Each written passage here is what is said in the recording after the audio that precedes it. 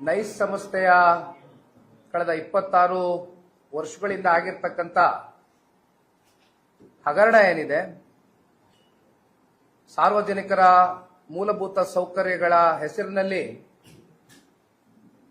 Nice ಸಂಸ್ಥೆ ಯಾವ ರೀತಿ ಹಂತ ಹಂತವಾಗಿ ಯಾವುದೇ ರೀತಿಯಾದಂಥ ಅಭಿವೃದ್ಧಿಯನ್ನ ಪಡಿಸ್ತೀರಾ, ಸಾರ್ವಜನಿಕರ ಆಸ್ತಿಯನ್ನ ಕೂಡ ವಶಪಡಿಸಿಕೊಂಡು ಅಂತಿಮವಾಗಿ ನಾಳೆ ದಿನ ಇದರಲ್ಲಿ ರೈತರಿಗೂ ಕೂಡ ಪರಿಹಾರಗಳು ಸಿಕ್ಕಿದಿರಾ, ಸಾಕಷ್ಟು ಎಫೆಕ್ಟ್ ಆಗಿದೆ. ಜೊತೆಯಲ್ಲಿ ನಿರಂತರವಾಗಿ ಅಲ್ಲಿ ಸಂಚಾಲಕರು ಏನು ನಿರಂತರವಾಗಿ ನೈಸು ರಸ್ತೆಯನ್ನ ಉಪಯೋಗ ಮಾಡ್ತಾ ಇದ್ದಾರೆ, ಅವ್ರ ಮೇಲೂ ಕೂಡ ಸಾಕಷ್ಟು ಒತ್ತಡಗಳಿದೆ. ಎಕ್ಸಾರ್ಬರೆಂಟ್ ರೇಟ್ಸ್ ನೈಸ್ನ ಸಂಸ್ಥೆ ಹಾಕುವ ಮೂಲಕ ಪ್ರತಿನಿತ್ಯ ಓಡಾಡ್ತಕ್ಕಂಥ ಕಮ್ಯೂಟರ್ಸ್ ಏನಿದ್ದಾರೆ ಅವ್ರ ಮೇಲೂ ಕೂಡ ಸಾಕಷ್ಟು ಒತ್ತಡಗಳು ಏರ್ತಾ ಇರ್ತಕ್ಕಂಥದ್ದು ನಾವು ನೋಡ್ತಾ ಇದ್ದೇವೆ. ಈಗ ನಾವು ಇಲ್ಲಿ ಇವತ್ತಿನ ಪ್ರೆಸ್ ಮೀಟ್ ಮೂಲಕ ಮಾತಾಡೋದಕ್ಕೆ ಬಂದಿರತಕ್ಕಂಥ ಕೆಲವೊಂದಷ್ಟು ವಿಚಾರಗಳಿಷ್ಟೇ.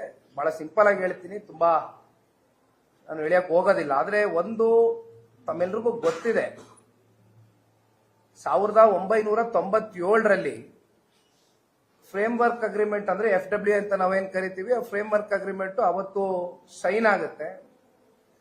ಆ ಫ್ರೇಮ್ವರ್ಕ್ ಅಗ್ರಿಮೆಂಟ್ ಅಲ್ಲಿರ್ತಕ್ಕಂಥ ಅಂಶಗಳು ಬಹಳ ಸ್ಪಷ್ಟವಾಗಿ ಉಲ್ಲೇಖ ಆಗಿರ್ತಕ್ಕಂಥ ವಿಚಾರ ಇಷ್ಟೇ. Bengaluru Mysuru express way 111 kilometre ಮಾಡ್ತೇವೆ ಅಂತಕ್ಕಂಥ ಒಪ್ಪಂದ ಆಗಿತ್ತು.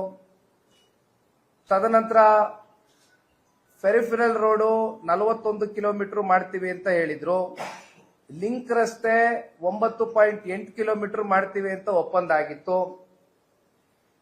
5 ಯೋಜನಾ ಟೌನ್ಶಿಪ್ಗಳು ಕೂಡ ಆಗಬೇಕಾಗಿತ್ತು. ಜೊತೆಯಲ್ಲಿ ಒಂದಷ್ಟು ಟೋಲ್ ಪ್ಲಾಜಾಗಳು, ಸರ್ವಿಸ್ ರಸ್ತೆಗಳು, ಟ್ರಕ್ ಟರ್ಮಿನಲ್ಗಳು, ಇವೆಲ್ಲವೂ ಕೂಡ ಒಪ್ಪಂದ ಆದಂತ ಒಂದು ವಿಚಾರ.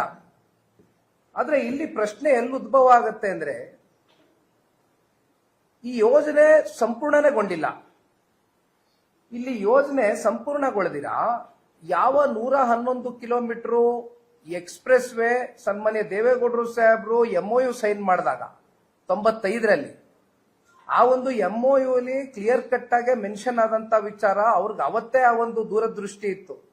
ಇವತ್ತು ನಾವೇನು ಈ 6 ಲೇನ್ ರಸ್ತೆ ಇವತ್ತು ಬೆಂಗಳೂರು ಮೈಸೂರು ರಸ್ತೆ ನೋಡ್ತಾ ಇದೀವಿ, ಆ ಎಕ್ಸ್ಪ್ರೆಸ್ ಹೈವೇ ಅವತ್ತೇ ಆಗ್ಬೇಕು ಅಂತಕ್ಕಂಥದ್ದು ದೇವೇಗೌಡರು MOU ಅಲ್ಲಿ ಮೆನ್ಷನ್ ಮಾಡಿಸಿದ್ರು. ಬಟ್ ಅದು ಯಾವುದು ಕೂಡ ಆಗ್ಲಿಲ್ಲ. 5 ಕಿಲೋಮೀಟರ್ಗೆ ಅದು ಅಲ್ಲಿಗೆ ಅರ್ಧಕ್ಕೆ ನಿಂತೋಯ್ತು. ಅರ್ಧ ಅನ್ನೋದಕ್ಕೂ ಬರಲ್ಲ, 111 ಕಿಲೋಮೀಟರ್ 5 ಕಿಲೋಮೀಟರ್ ಅಂದ್ರೆ not even very limited percentage.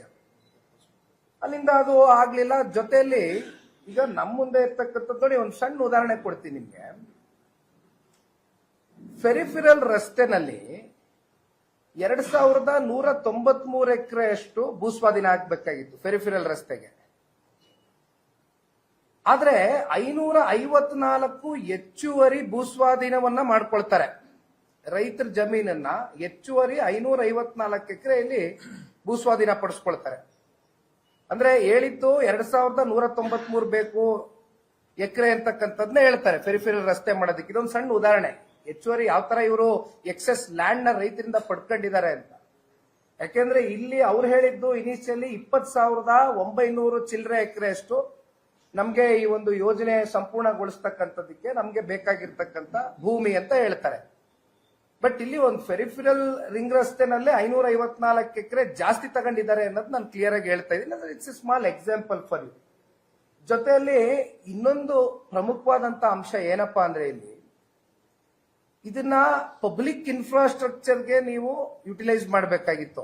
ಆದ್ರೆ ಇದನ್ನ ನೀವು ವೈಯಕ್ತಿಕವಾಗಿ ಒಂದಷ್ಟು ಪರಾಬರೆ ಮಾಡಿಕೊಂಡು, ಅಲ್ಲಿ ರಿಯಲ್ ಎಸ್ಟೇಟ್ ಮಾಡಿಕೊಂಡು, ಅಲ್ಲಿ ಜಾಯಿಂಟ್ ವೆಂಚರ್ಗಳು ಕೊಟ್ಕೊಂಡು, ಜಾಯಿಂಟ್ ಡೆವಲಪ್ಮೆಂಟ್ಗಳು ಕೊಟ್ಕೊಂಡು, ಜೊತೆಯಲ್ಲಿ ಗುತ್ತಿಗೆಗಳು ಕೊಟ್ಕೊಂಡು ಮಾರಾಟ ಮಾಡಿಕೊಂಡು ಪ್ರೈವೇಟ್ ಅವರಿಗೆ ಈ ತರ ಸಾರ್ವಜನಿಕರ ಆಸ್ತಿ ಪಾಸ್ತಿಯನ್ನ ಇವತ್ತು ತಗೊಂಡು ಯೋಜನೆ ಅಡಿ ನೀವು ವೈಯಕ್ತಿಕಕ್ಕೆ ಇವತ್ತು ನೀವು ಇದನ್ನ ಮಾಡ್ಕೊಂಡು ಹೊರಟ್ರಲ್ಲ ನೈಸ್ನ ಮಾಲೀಕರುಗಳು ಅನ್ನುವಂಥದ್ದು ದೊಡ್ಡ ಪ್ರಶ್ನೆ ಇವತ್ತು ನಮಗೆ ಮೂಡ್ತಾ ಇರ್ತಕ್ಕಂಥದ್ದು. ಜೊತೆಯಲ್ಲಿ ರಸ್ತೆಗಳು ಅಷ್ಟೇ. ಇವತ್ತು ರಸ್ತೆಗಳು ನಮ್ಗೇನು ಕಾಂಕ್ರೀಟ್ ರಸ್ತೆ ಆಗಬೇಕಾಗಿತ್ತು, ಸಿಮೆಂಟ್ ರಸ್ತೆ ಆಗಬೇಕಾಗಿತ್ತು. ಆದ್ರೆ ಒಂದ್ ರೀತಿ ಈ ತಾತ್ಕಾಲಿಕ ಡಾಂಬರೀಕರಣದ ರಸ್ತೆಗಳೇ ನೀವು ನೈಸು ಇಷ್ಟು ವರ್ಷವೂ ಕೂಡ ನೋಡ್ಲಿಕ್ಕೆ ನಿಮ್ ಕಣ್ಣು ಮುಂದೆ ಸಿಕ್ಕಿದ್ದು. ಸೊ ಈ ರೀತಿಯಾದಂತ ಹಲವಾರು ಅಂಶಗಳು ಇವತ್ತು ನಮ್ ಕಣ್ ಮುಂದೆ ಇದೆ. ಇವತ್ತು ನಾನು ಹೇಳ್ತಕ್ಕಂಥದ್ದು ಇಷ್ಟೇ, ಒಂದು KDB ಮತ್ತೆ PWD ಸಂಸ್ಥೆಯ ಒಂದು ಒಪ್ಪಂದದಲ್ಲಿ ಈಗ ಸ್ವಾಧೀನ ಏನು ಮಾಡಿಕೊಂಡ್ರು ಅಂದ್ರೆ they acted like A nodal agency. ಯಾವ ಒಂದು KDB ಮತ್ತೆ PWD ಸಂಸ್ಥೆ ಈ ಭೂಸ್ವಾಧೀನ ಮಾಡ್ಕೊಡ್ತಕ್ಕಂಥದಕ್ಕೆ ನೈಸ್ ಸಂಸ್ಥೆಗೆ ರೈತರ ಜಮೀನನ್ನ ಒಂದು ನೋಡಲ್ ಏಜೆನ್ಸಿ ಆಗಿ ಅವರು ಮುಂದ್ ಬರ್ತಾರೆ. ಅಲ್ಲಿಂದ ಏನಾಗುತ್ತೆ, ಈಗ ಸರಿಸುಮಾರು ಜಮೀನನ್ನ ಕಳ್ಕೊಂಡಿರ್ತಕ್ಕಂಥ ರೈತರು 11ರಿಂದ 23 ವರ್ಷಗಳು ಕಳೆದೋಗಿದೆ. ಫ್ರಮ್ ಪಾಸ್ಟ್ ನಿಯರ್ಲಿ 2.5 decades, 2.5 ದಶಕಗಳು ಕಳೆದಿದ್ರು ಕೂಡ ಇಲ್ಲಿಯವರೆಗೂ ಅವ್ರಿಗೆ ಯಾವ ಅವಾರ್ಡ್ಗಳು ಸಿಕ್ಲಿಲ್ಲ, ಯಾವ ಕಾಂಪನ್ಸೇಷನ್ಗಳು ಸಿಕ್ಲಿಲ್ಲ.